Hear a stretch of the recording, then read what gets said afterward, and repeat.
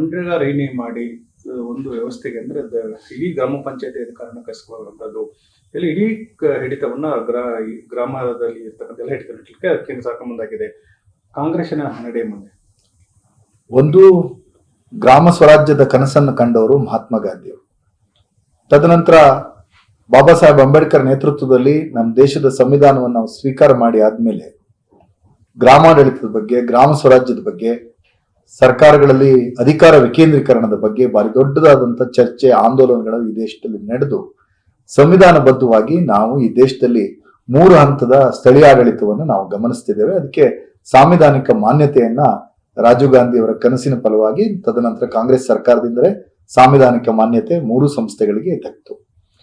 ತದನಂತರ ವಿದರ್ಭದಲ್ಲಿ ರೈತ ಕಾರ್ಮಿಕರ ಆತ್ಮಹತ್ಯೆಗಳು ಇವೆಲ್ಲ ನಡೆದಾಗ UPA ಸರ್ಕಾರ, ಕಾಂಗ್ರೆಸ್ ನೇತೃತ್ವದ UPA ಸರ್ಕಾರದ ಒಂದು ಮಹತ್ವದ ಮತ್ತು ಕ್ರಾಂತಿಕಾರಕ ಮತ್ತು ವಿಶ್ವದಲ್ಲಿಯೇ ವಿನೂತನ ಎನ್ನುವುದಾದಂತ ಒಂದು ಯೋಜನೆ, ಕಾಯ್ದೆ ಯಾವುದಾದ್ರೂ ಇದ್ರೆ ಅದು ರಾಷ್ಟ್ರೀಯ ಉದ್ಯೋಗ ಖಾತ್ರಿ ಯೋಜನೆ. ಇದನ್ನ ಕಾಂಗ್ರೆಸ್ ಸರ್ಕಾರ ಗ್ರಾಮ ಸ್ವರಾಜ್ಯದ ಕನಸನ್ನು ಕಂಡಿರ್ತಕ್ಕಂಥ ಮಹಾತ್ಮ ಗಾಂಧಿ ಅವರ ಹೆಸರಿನಲ್ಲಿ ಮಹಾತ್ಮ ಗಾಂಧಿ ರಾಷ್ಟ್ರೀಯ ಉದ್ಯೋಗ ಖಾತ್ರಿ ಯೋಜನೆ ಅಂತ ಹೇಳಿ ನಾವು ಮರುನಾಮಕರಣವನ್ನು ಮಾಡಿ, ಅದಕ್ಕೆ ಈ ದೇಶದಲ್ಲಿ ಯಾರಿಂದನೂ ವಿರೋಧ ಬಂದಿಲ್ಲ. ಆಗ ಗುಜರಾತಿನ ಮುಖ್ಯಮಂತ್ರಿ ಆಗಿದ್ದಂತಹ ಈಗಿನ ಪ್ರಧಾನಮಂತ್ರಿಗಳಾದಂತಹ ನರೇಂದ್ರ ಮೋದಿ ಅವರ ನೇತೃತ್ವದ ಸರ್ಕಾರವು ವಿರೋಧ ಮಾಡಲಿಲ್ಲ. ವಿರೋಧ ಪಕ್ಷದಲ್ಲಿದ್ದಂತಹ ಬಿಜೆಪಿಯು ಸಹಿತ ಅದನ್ನ ವಿರೋಧ ಮಾಡತಕ್ಕಂತ ಪರಿಸ್ಥಿತಿಯಲ್ಲಿ ಇರಲಿಲ್ಲ. ಯಾಕೆಂದ್ರೆ ಅವ್ರಗಳಿಗೂ ಗೊತ್ತಿತ್ತು ಇದು ಜನೋಪಯೋಗಿ ಆಗ್ತಕ್ಕಂಥ ಒಂದು ಯೋಜನೆ ಅಂತೇಳಿ. ಆ ಯೋಜನೆಯ ಭಾರಿ ಪರಮಾಧಿಕಾರ ಯಾರ ಕೈಲಿತ್ತು ಅಂದ್ರೆ ಗ್ರಾಮದ ಜನರ ಕೈಲಿತ್ತು, ಹಳ್ಳಿಗರ ಕೈಲಿತ್ತು, ಬಡವರ ಕೈಲಿತ್ತು. ಯಾರಿಗೆ ಕೂಲಿ ಇರ್ಲಿಲ್ಲ, ಕೆಲಸ ಇರ್ಲಿಲ್ಲ ಅಂತವರ ಕೈಯಲ್ಲಿತ್ತು. ಅವ್ರು ಹೋಗಿ ಸ್ಥಳೀಯ ಆಡಳಿತಕ್ಕೆ ಜಾಬ್ ಕಾರ್ಡ್ ಮಾಡಿಸಿ, ನಾವು 10 ಜನರ ಯೂನಿಟ್ ನಾವು ಈ ರೀತಿ ಇದೀವಿ, ನಮ್ಗೆ ಕೆಲಸ ಕೊಡಿ ಅಂದ್ರೆ ಅವರಿಗೆ ಕೆಲಸವನ್ನ ಕೊಡ್ತಕ್ಕಂಥದ್ದು ಸ್ಥಳೀಯ ಆಡಳಿತ, ಪರೋಕ್ಷವಾಗಿ ಕೇಂದ್ರ ಸರ್ಕಾರದ ಹೊಣೆಗಾರಿಕೆ ಆಗಿತ್ತು. ಈ ಹೊಣೆಗಾರಿಕೆ ಇದ್ದಿದ್ರಿಂದ ಮೋಸ್ಟ್ಲಿ ಕಾಂಗ್ರೆಸ್ ಸರ್ಕಾರ 2 ಬಾರಿ ನಿರಂತರವಾಗಿ ಕೇಂದ್ರದಲ್ಲಿ ಅಧಿಕಾರವನ್ನು ಮಾಡ್ಲಿಕ್ಕೂ ಸಹಿತ ಕಾರಣ ಆಗಿತ್ತು. ಯಾಕಂದ್ರೆ ಜನ ಇದನ್ನ ಬೆಂಬಲಿಸಿದ್ರು. ಗ್ರಾಮಗಳು ಇದರಿಂದ ಕೃಷಿ ಕಾರ್ಯಗಳು, ಗ್ರಾಮದ ಅಭಿವೃದ್ಧಿ, ನೈರ್ಮಲ್ಯ, ಶಾಲಾ ಕಾಲೇಜುಗಳ ಕೆಲಸಗಳು ಇವೆಲ್ಲವೂ ಸಹಿತ ಈ ಯೋಜನೆ ಅಡಿಗಡೆ ಆಗುವಂತ ಅವಕಾಶ ಇತ್ತು. ಈಗೇನು ಕಾಯ್ದೆಯನ್ನು ತಂದಿದ್ದಾರೆ, ಈ ಕಾಯ್ದೆಯನ್ನು ತರುವ ಮುಖೇನ ಬಿಜೆಪಿಗರು ರಾಮನಿಗೆ ಅವಮಾನವನ್ನು ಮಾಡಿದರು. ಹೇಗೆ ಅಂದ್ರೆ ರಾಮ ಅಂದ್ರೆ ಒಂದು ಅಗಾಧವಾದಂತ ವ್ಯಕ್ತಿತ್ವ. ಆ ರಾಮ ಅನ್ನುವಂತ ಒಂದು ಅಗಾಧ ವ್ಯಕ್ತಿತ್ವವನ್ನ, ಪುರಾಣ ಪ್ರಸಿದ್ಧವಾಗಿರ್ತಕ್ಕಂಥ ಒಂದು ಘನ ವ್ಯಕ್ತಿತ್ವವನ್ನ ಇವರು ಒಂದು ಸರ್ಕಾರದ ಕಾಯ್ದೆಯಲ್ಲಿ ಅದನ್ನ ಬಿಡಿ ಅಕ್ಷರಗಳ ಮೂಲಕ VG ರಾಮ್ಜಿ ಅಂತ ಮಾಡಿ, ನಿಜವಾದ ರಾಮನಿಗೆ ವಿಸ್ತೃತವಾದಂತ ಕಾಯ್ದೆಯ ಉಪನಾಮದಲ್ಲಿ ಅದಕ್ಕೆ ಏನೂ ಅರ್ಥ ಇಲ್ಲ. ಆದ್ರೆ ಇವರು ಅದನ್ನು ಪ್ರಚಲಿತವಾಗಿ VG ರಾಮ್ಜಿ ಅಂತ ಹೇಳಿ ಕೆಲವು ಕಡೆ ಗಾಂಧಿಗಿಂತ ರಾಮ ದೊಡ್ಡವರ, ರಾಮನಿಗಿಂತ ಗಾಂಧಿ ದೊಡ್ಡವರ, ಈ ರೀತಿಯಾದಂತ ಚರ್ಚೆಯನ್ನು ಹುಟ್ಟಾಕ್ತಕ್ಕಂಥ ಪ್ರಯತ್ನವನ್ನು ಬಿಜೆಪಿ ಮಾಡ್ತಾ ಇದೆ. ಇಲ್ಲಿ ಪ್ರಶ್ನೆ ಇರೋದೇನೆಂದ್ರೆ, ಗ್ರಾಮ ಸ್ವರಾಜ್ಯದ ಕನಸನ್ನ ಕಂಡಂತಹ ಮಹಾತ್ಮ ಗಾಂಧಿಯವರ ಹೆಸರಿನ ಯೋಜನೆಯನ್ನ ಹಿಂಪಡೆದದ್ದು, ಹೆಸರನ್ನ ತೆಗೆದುಹಾಕಿದ್ದು ಅವರು ಎಷ್ಟರ ಮಟ್ಟಿಗೆ ಗಾಂಧಿ ಚಿಂತನೆಯ ವಿರೋಧಿಗಳು, ಗ್ರಾಮ ಸ್ವರಾಜ್ಯದ ವಿರೋಧಿಗಳು ಅನ್ನೋದನ್ನು ಸ್ಪಷ್ಟವಾಗಿ ಗೊತ್ತಾಗ್ತಾ ಇದೆ.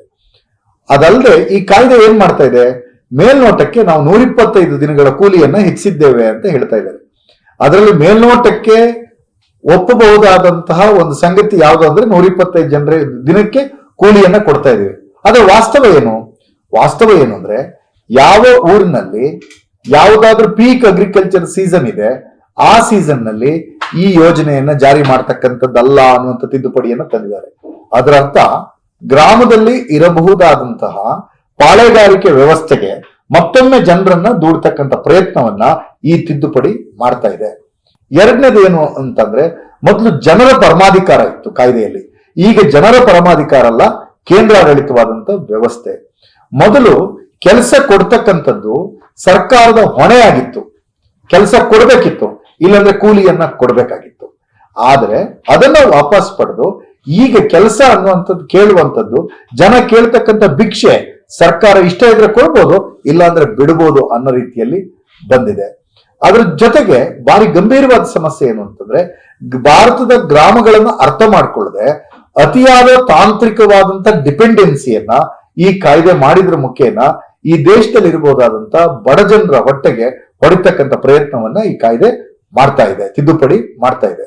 ಮತ್ತು ಮೊದಲು ಈ ಕಾಯ್ದೆಯಲ್ಲಿ 100ಕ್ಕೆ 100ರಷ್ಟು ಕೇಂದ್ರ ಸರ್ಕಾರದ ಹೊಣೆ ಇದ್ದದ್ದನ್ನ ಈಗ ರಾಜ್ಯ ಸರ್ಕಾರಕ್ಕೆ 40% ಹೊಣೆಗಾರಿಕೆಯನ್ನ ಮಾಡಿ ರಾಜ್ಯ ಮತ್ತು ಕೇಂದ್ರದ ಹೊಣೆಗಾರಿಕೆಯ ಚರ್ಚೆಯಲ್ಲಿಯೇ ಇಡೀ ಯೋಜನೆಯನ್ನ ಕಳೆದು ಹೋಗ್ಬೇಕು. ಈ ಮುಖೇನ ಹಳ್ಳಿಗಳ ನಾಶವನ್ನು ಮಾಡಬೇಕು, ಗ್ರಾಮೀಣ ಭಾರತವನ್ನ ನಾಶ ಮಾಡಬೇಕು ಅನ್ನುವಂಥದ್ದು ಹುನ್ನಾರ ಕೇಂದ್ರ ಸರ್ಕಾರಕ್ಕೆ ಸ್ಪಷ್ಟವಾಗಿದೆ. ಅದಕ್ಕೋಸ್ಕರ ಅದರಲ್ಲಿ ಇರ್ತಕ್ಕಂಥ ಒಳಿತು ಕೆಡುಕುಗಳ ಚರ್ಚೆಗಿಂತ ಹೆಚ್ಚಾಗಿ ಆ ಕಾಯ್ದೆಯ ಟೈಟ್ಲ್ ಏನಿದೆ ಅದರ ಬಗ್ಗೆ ಚರ್ಚೆ ಆಗುವಂತೆ ಕೇಂದ್ರ ಸರ್ಕಾರ ನೋಡ್ಕೊಳ್ತಾ ಇದೆ.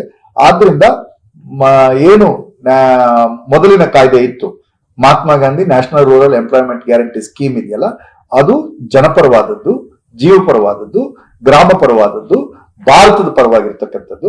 ಈಗೇನು ಕಾಯ್ದೆಯನ್ನು ಇವರು ಜಾರಿಗೆ ತಂದಿದ್ದಾರೆ, ತಿದ್ದುಪಡಿ ಮಾಡಿ ತಂದಿದ್ದಾರೆ, ಇದು ಗ್ರಾಮ ಭಾರತಕ್ಕೆ ವಿರುದ್ಧವಾಗಿರುವುದು ಅಂತ ಹೇಳಿ ಸ್ಪಷ್ಟವಾದಂತ ನಿಲುವು ಕಾಂಗ್ರೆಸ್ ಸರ್ಕಾರ.